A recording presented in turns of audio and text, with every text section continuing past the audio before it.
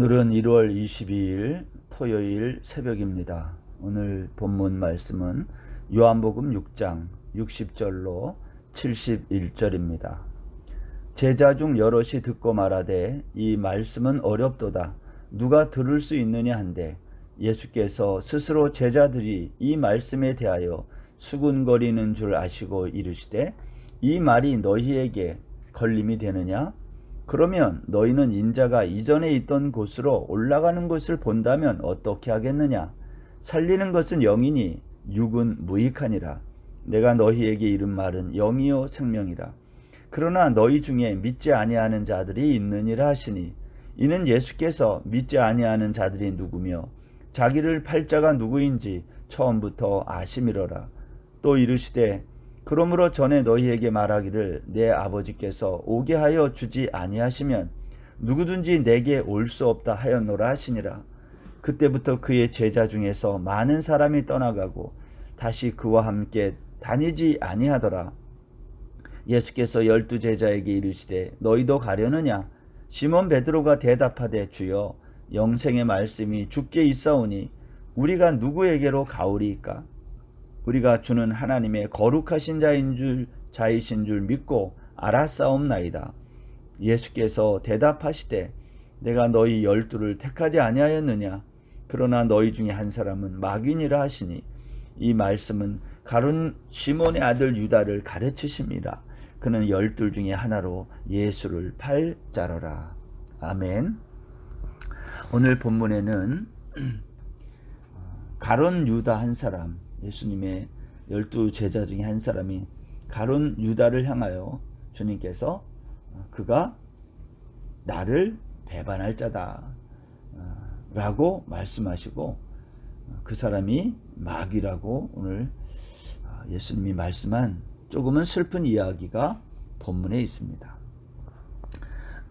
오병이어의 기적에 대한 예수님의 계속되는 말씀에 제자 중 여럿이 듣고 이렇게 말을 했어요. 이 말씀은 어렵습니다. 누가 알아들을 수 있겠습니까? 이때 예수님께서 제자들이 이 말씀에 대하여 수군거림이 있는 줄 아시고 너희들 내가 한 이 말이 걸림이 되느냐? 이것도 걸림이 된다면 앞으로 어떻게 하겠니? 하면서 62절에 그러면 너희는 인자가 이전에 있던 곳으로 올라가는 것을 본다면 어떻게 하겠느냐? 이 말은 예수님이 십자가에서 죽으시고 승천하실 것을 말하는 거죠. 너희가 지금 오병이의 기적, 이 하늘에서 내려온 떡이 너희의 선생님인 나인 줄 이것도 너희들이 알아듣지 못한다면 이제 내가 인자가 이전에 있던 아버지가 있는 곳으로 올라가는 것을 너희들이 보면 너희들은 그것은 어떻게 하겠니? 라고 예수님이 묻고 있는 것이죠. 성도 여러분, 오늘날 한국 교회는요, 국내에만 약 5만 개의 교회, 국외에 약 5천 개의 이민교회가 있습니다. 그리고 한 12,000명 정도의 선교사를 한국교회가 파송한 그러한 참 세계 교회 역사에 유례없는 성장을 보이고 있습니다. 선교 100년에 이룬 기적들입니다. 언제부터인지 모르지만 우리는 많은 사람이 모인 곳에는 진리가 있을 거라고 막연히 생각합니다. 그래서 부흥하면 숫자를 생각합니다. 이번 부흥회에 몇 명 모였어? 그 교회에 몇 명이 모이느냐에 관심들이 많습니다. 여러분, 그러나 교회는 부흥을 뭐라고 말을 해야 옳겠습니까? 부흥이라는 것은 도대체 무엇일까? 생존하는 게 부흥입니까? 아니면 다른 것입니까? 예수님 당시에 예루살렘의 인구가 약 2만 5천 명 정도로 말합니다. 예수님께서 벳세다 들녘에서 이 쉬운 말로 전도 부흥 집회를 한 거죠. 이때에 약 2만 5천여 명의 사람들이 모였다. 여러분, 그 숫자는 당시 예루살렘 인구를 2만 5천이라고 할 때에 어마어마한 숫자가 모여드는 거예요.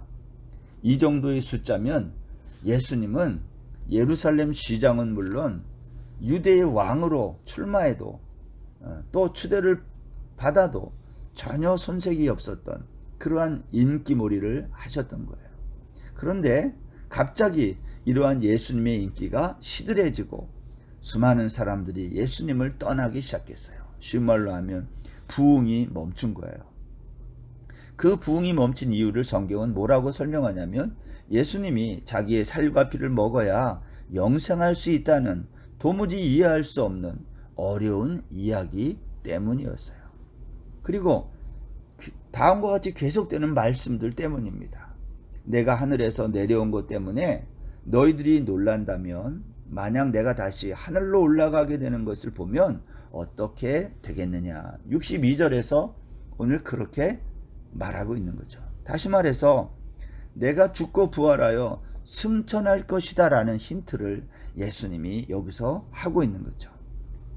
그리고 아무나 나에게 올 수 없고 내 아버지께서 오게 해 주셔야만 그 사람만 올 수 있다고 65절에서 말씀한 거예요. 제자들은 이것을 받아들일 수 없었던 거예요. 이해하기 어려웠던 거예요. 여러분, 제자들은 물론 많은 유대인들이 예수님을 떠났던 이유를 지금 말씀하고 싶은데요. 부흥이라는 게 뭡니까? 부흥이란 나의 경험 밖의 일들이 경험되어지고 믿어지는 거예요.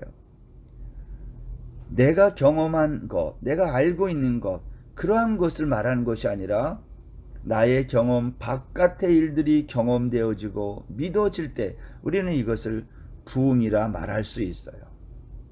예수님의 부활이 믿어지고 그 영광에 내가 동참하는 것, 예수님의 살과 피를 내가 먹는 것, 내가 그래서 예수님과 연합되는 것, 그것을 부흥이라고 말하는 거죠. 부흥이라고 하는 것은 나에게 만족을 주는 그러한 예배, 그러한 것에서 나를 변화시키는 예배로 전환하는 것을 부흥이라고 말할 수 있어요. 우리는 신앙생활을 너무 내 만족을 위해서 나 중심적으로 할 때가 많은데 거기에는 부흥의 역사가 일어나지 않는다는 거죠. 유대인들이 그랬고 제자들이 그랬어요. 많은 유대인들은 예수님을 임금, 왕으로 삼고 싶었어요. 자기들의 만족을 위해서. 그러나 그것은 진정한 부흥이 아니었던 거예요.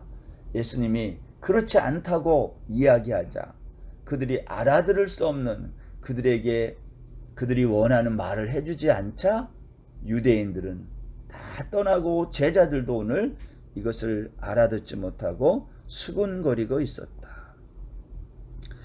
오늘 보면 66절에 보면 이렇게 되어 있어요. 이러므로 제자들이 많이 물러갔다. 제자들이 많은 사람들이 다시는 예수님과 같이 가지 않고 떠났다는 거예요. 이때에 12 제자들에게 예수님이 이렇게 또 물었어요. 67절 보세요. 예수께서 12 제자에게 이르시되 너희도 가려느냐. 많은 사람이 떠날 때에 제자들의 마음도 흔들렸을 거예요. 여러분, 많은 사람이 움직이면 사람은 그 많은 무리 속에 자기도 들어가고 싶어 해요. 근데 많은 무리가 움직일 때에 거기에 따라서 움직이지 않으려고 한다면 용기가 필요한 겁니다. 왜 예수님에게 많은 사람들이 몰려왔는지를 생각해 보십시오. 예수님이 친히 이렇게 말씀하셨어요. 요한복음 6장 26절에서 너희가 나를 찾는 것은 메시아의 표적을 본 까닭이 아니요 떡을 먹고 배부른 까닭이로다. 무슨 말인가요? 사람들은 예수님을 통해서 자신들의 그 만족을 얻으려고 했지 심령의 영적인 부흥을 원한 것이 아니었던 거예요. 사랑하는 성도 여러분, 여러분들은 매주일 예배에 만족을 느끼십니까?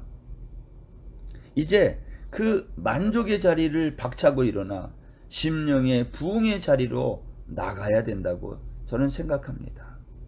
이런 말이 있습니다. 뒤꿈치를 들고 까치발로 서는 것은 오래가지 않는다. 뒤꿈치를 들고 까치발로 서는 것 오래가지 않는다. 까치발로 설 수는 있어요, 누구나. 그러나 하루 종일 그렇게 다닐 수는 없다는 거예요. 이런 말이죠. 오늘 본문 60절과 66절에서 제자라는 말이 나와요. 60절과 66절에 제자, 예수님을 따라왔다가 떠났던 사람들을 말하는 건데, 이들은 다른 말로 하면 임시 제자예요. 잠시 동안만 예수님을 따라다녔던 사람, 자신들의 육체적인 필요 때문에 잠시 제자로 있었을 뿐이다라는 거죠. 여러분, 우리가 태국 한인교회에 나와서 이렇게 신앙생활 이제 합니다. 여러 가지 이유 때문에 우리 교회에 출석을 해요. 근데 한 가지 분명한 사실은요, 우리 모두가 잠시 동안의 제자가 되어서는 안 된다는 거죠. 잠시 제자.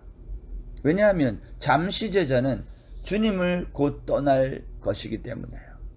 교회는 우리들의 잠시의 필요를 채워주는 것이 아니라 영원한 필요를 채워주는 것입니다.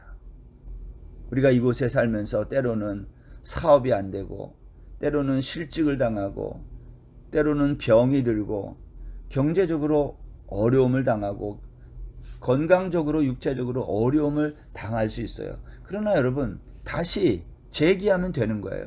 또 시간이 지나면 다시 일어날 수 있어요. 그러나 영원한 생명에 문제가 달린 신앙생활은 재기하는 게 없는 거예요. 우리가 한번 인생을 살다가 부도가 났어요. 신앙생활에 부도가 났어요. 그러면 다시 지옥에 갔던 사람이 다시 돌아올 수 있나요? 그렇게 할 수 있는 것이 아닌 거예요. 이상화 목사님이라는 분이 있는데, 그분이 쓴 책에 보면 청년들이 교회를 떠나는 31가지 이유라는 책이 있어요. 거기에 보면 교회를 떠나는 11번째 이유에 보면, 교회가 내가 겪고 있는 현실적인 어려움을 당장 해결해 주는 것이 아니기 때문에 떠난다 라고 밝히고 있습니다. 여러분, 주여 주여 하는 자들을 향해서 예수님은 내가 너희를 도무지 알지 못하니 불법을 행하는 자들아 내게서 떠나가라, 마태복음 7장 23절에서 말씀하신 적이 있어요. 심령의 변화가 없는 신앙생활을 말하는 것 아닙니까? 잠시 필요가 채워지지 않고 신앙생활에 만족이 없다고 이상히 여기며 떠나가지 않기를 바랍니다. 교회는요, 나의 만족을 주는 것이 아니에요. 교회는 영혼의 부흥을 경험하는 자리임을 기억해야 되는 거죠.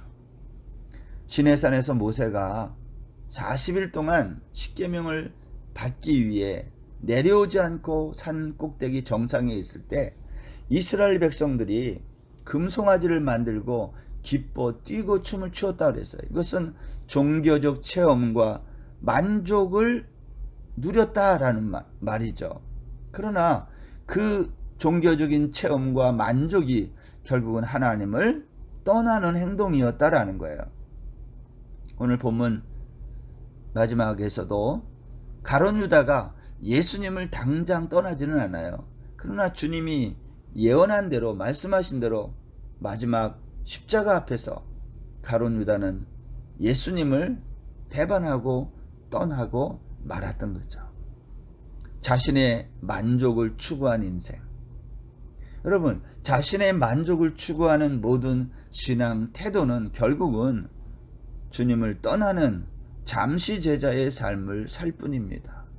영원한 제자로 살 수 없는 거죠. 디모데전서 4장 10절에도 보면 바울은 디모데에게 편지하면서 데마라는 사람을 언급하면서, 데마는 이 세상을 사랑해서 나를 버리고 떠났다, 오늘 그렇게 말한 것을 볼 수 있어요.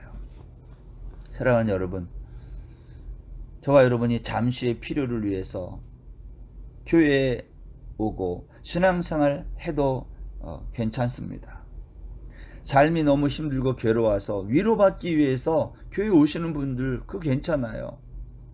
이 방콕 외국 생활에서 참으로 채워지지 않는 공허함을 채우기에 오는 것도 좋습니다. 그러나 너무 오랫동안 잠시 제자의 상태로 있지 않기를 바랍니다. 왜냐하면 잠시 제자의 삶은 결국은 우리의 영혼의 부도를 만들게 되기 때문이에요. 그것은 비극인 거죠. 잠깐 동안은 우리가 그렇게 할 수 있어요. 오병이어의 기적을 보며 잠시 동안 예수님을 따를 수 있어요. 그러나 그걸로만 주님을 따라가서는 안 된다는 거죠. 영원한 제자로 주님 곁에 남는, 주의 살과 피를 먹고 마시며 주님과 연합하는 거룩한 하나님의 백성들 다 될 수 있기를 주의 이름으로 축원합니다. 기도하겠습니다. 거룩하신 하나님, 오늘도 저희들을 이 새벽 시간 말씀으로 불러주시고 우리가 잠시 주님의 제자가 되었다가 만족이 더 이상 채워지지 않을 때 주님을 떠나는 그러한 임시적인 제자의 삶을 살지 않고 영원한 제자로 주의 곁에 남는 저희 모든 성도들 되게 하여 주옵소서. 오늘 하루도 온전히 주님께 의지하며 예수님의 이름으로 기도드립니다. 아멘. 오늘 하루도 평안한 날 되세요.